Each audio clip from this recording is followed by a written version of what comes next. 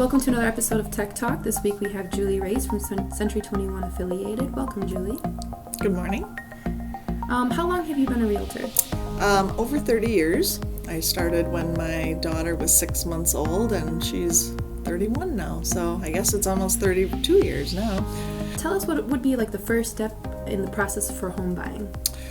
First step in process of home buying would be to talk to a lender, hopefully a local lender and not something online, because online there's no one to go and kind of get angry with when you get a false approval, and we do get false approvals online. So again, I don't mean to scare people, but it's just a whole different animal when you're plugging away on the computer and you get this, congratulations, you can buy a $300,000 house, and then it doesn't close. Not fun. So talk to a local lender, and after you get there, then you have a very good idea of how much you can afford, how much you want to afford as well, because just because you can afford a certain amount doesn't mean you want to spend all of that either, because no one wants to be house poor.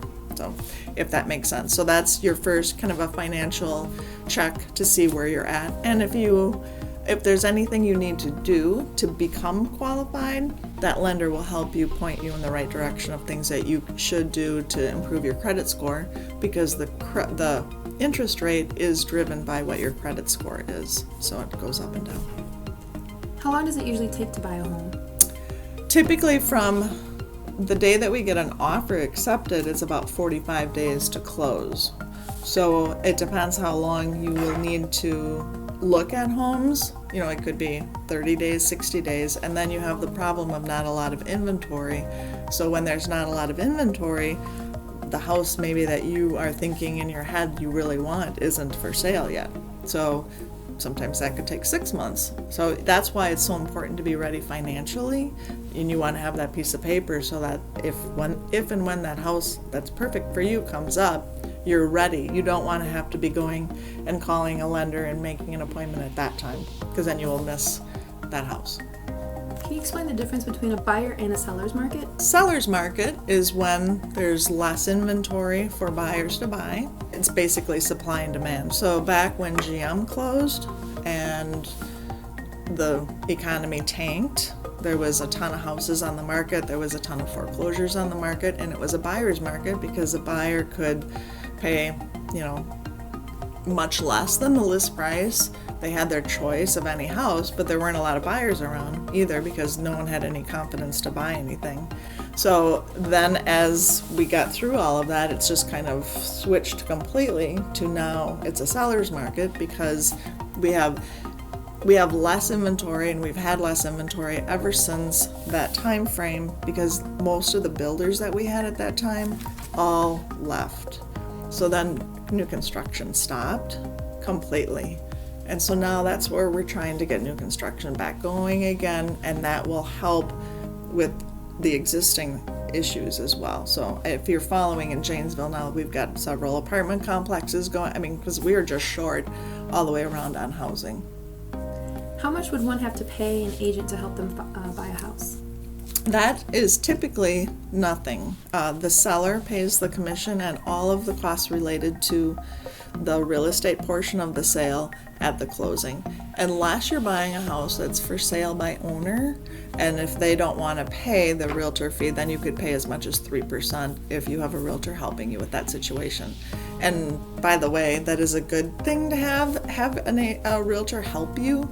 Again, if you're doing a for sale by owner, there's no one monitoring anything, and you don't have anyone working for you. So if you aren't really savvy in the real estate world, you should always have an agent representing you.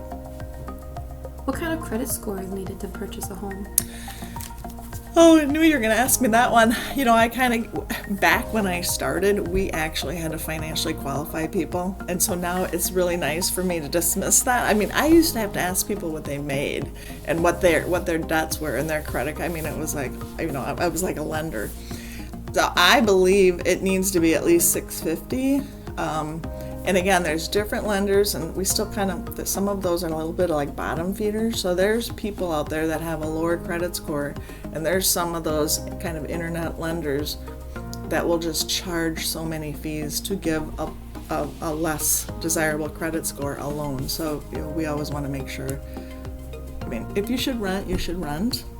You should not. You should wait until you get yourself together before you buy. I mean, I had a gal last year. They sold their house and they were buying something up north, and I think their interest rate was 11%. And I'm like, why are you doing that? I mean, it should only be 4%, not 11. And they were buying an expensive house. So I'm like, that's like financial suicide. So I would not recommend anyone do that. But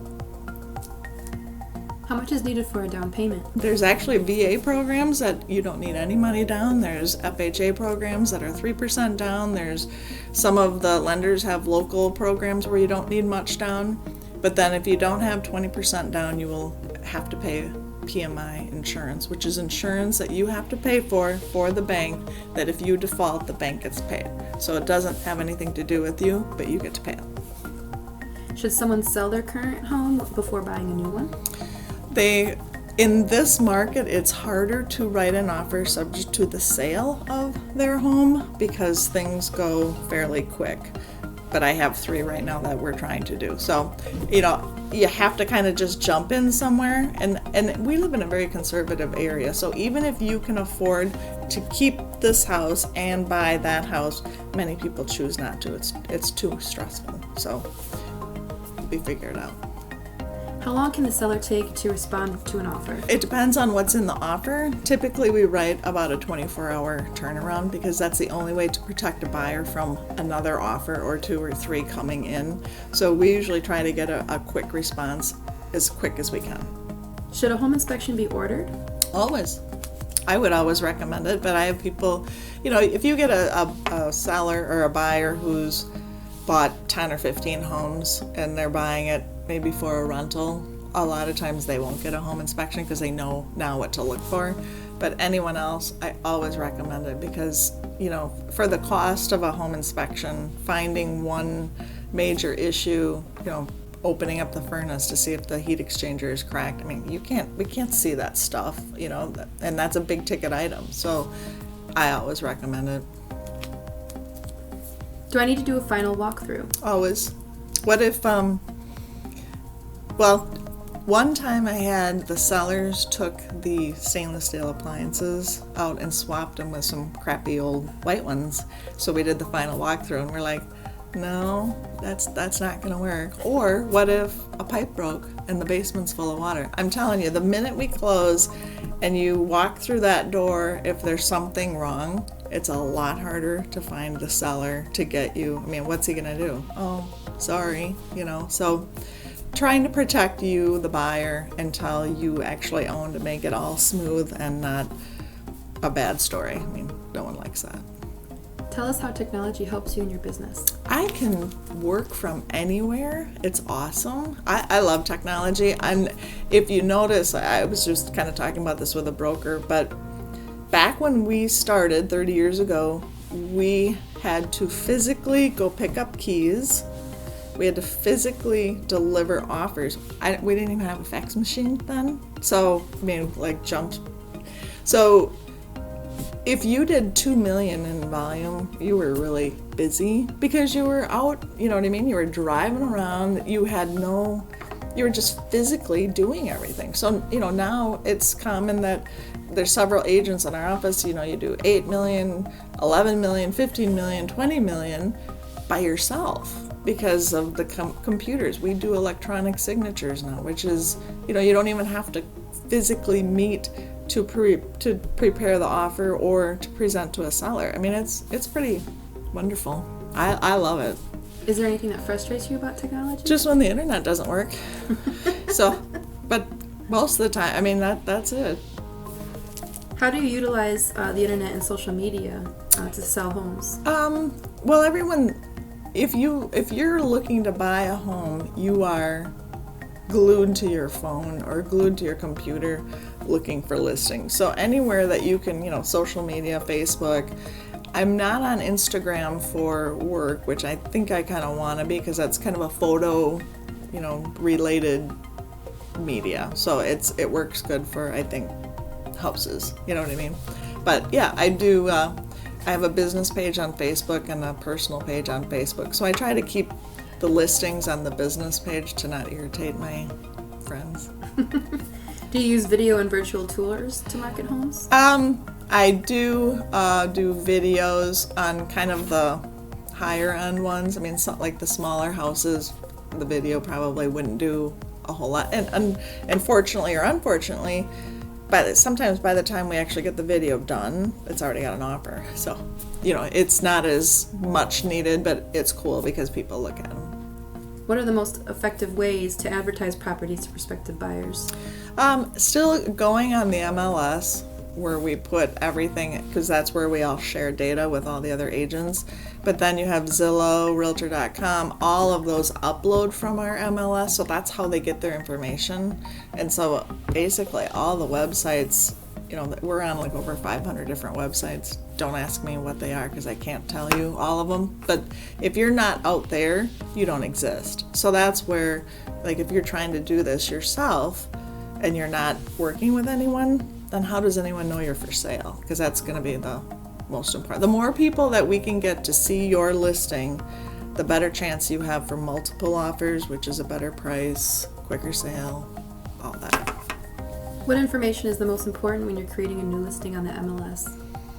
What is the most? I guess I think I do it a little bit different. I want you to know what your lifestyle would be if you bought that house, because it's a 3-bedroom house with a 2-car garage. I mean, no one really cares about that. But what do you get when you're there? How's your life gonna benefit? If it's close to school for kids, or the bike path, or if your commute is going to be shorter. I mean, it's just kind of all those things that you kind of put together to make sure someone feels good about coming there and that it's going to really fit with their current family. What do you do to prepare properties for open house events? What do I do to prepare? I would make sure, and again, so similar to open house is getting the house ready for listing too. It's making sure clean cells, declutter, and depersonalize. And I think the best way to put it, someone said, it's like going and trying on someone's shoes with them in them. So the more you can do to make your home back into a house, a product, the quicker it will sell and the more money you'll get. Tell us about the awards you've won. Oh, the awards I won? Oh, that's funny. Just consistently selling, being a Centurion agent, which I can't even remember what they want over so many numbers of sales or volume. So anyway, I've done that for the last 11 years consistently. So thanks for asking. And what type of referrals are you looking for? I'm looking for anyone who's thinking about buying or selling. So it's nicer to talk to them before they're in the process. It's like a consultation or even counseling. Just sit down with people to see what are you thinking or what do you want to do. Because the more you do up front, more of that work, the smoother the transaction will go. And some people don't think everything through, so I just kind of throw out ideas of, well, have you thought about that or trying that? And it's just making sure that they're making the right decision. So whatever that may be, and I've talked a lot of people out of moving. So I'm like, what's wrong? Your house is great. What, you're gonna start all over and have a 30-year mortgage? I mean, you've only got 5 years left to pay. So anyway, I'll have people who are like, oh yeah, remember when you talked us out of selling? I do. But you're happy, right? Well, thank you so much for visiting us today and for answering all our questions. Again, you can find Julie Raese from Century 21 Affiliated at 2715 Kennedy Road in Janesville, Wisconsin. Her number is 608-751-1958. You can find her at juliesellsjanesville.com. Thank you again. Thank you.